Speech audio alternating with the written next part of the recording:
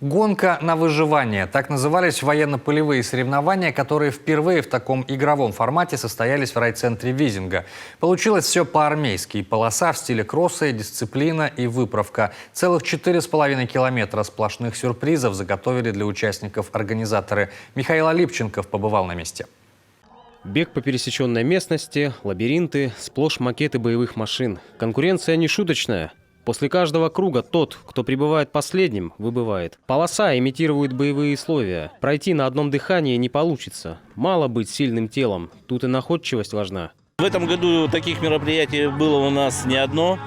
Весной мы совершали марш-бросок с ребятами, село Визинга, поселок Первомайский. Именно по дороге, где у нас во время войны призывались наши отцы и деды, уходили на войну. Летом у нас проходило также соревнование среди молодежи именно на этой площадке в парке Патриоте. Ну и сегодня мы тоже принимаем ребят из 3 районов. Очень приятно, что нашли время и посетили это мероприятие. На эту гонку заявились 19 человек. Это ребята в возрасте от 15 до 35 лет. Кто-то уже мастер спорта, кто-то профессионально занимается туризмом. Все уже с определенными заслугами и опытом. Все желающие от 18+. Но тут идут заявления от родителей, что вот они разрешают им участвовать. Таких 5 человек. Победителем гонки стал Евгений Тарасов, 15-летний уроженец Визинги. Конечно, был знаком с полосой досконально, но то были командные эстафеты. Здесь же каждый сам за себя.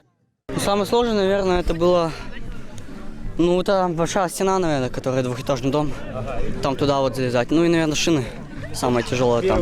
Гонка будет приобретать, я думаю, более массовый характер, будет усложняться в летний период, и когда будет обязательно добавлена вода, видите, какое место шикарное. Водные будут эти соревнования. Где побороться, где показывать силы, мест будет очень много.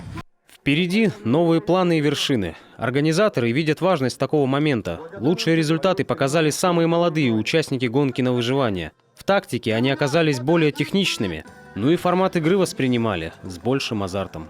Михаил Алипченков, Олег Жуковский, телеканал Юрган, Визинга.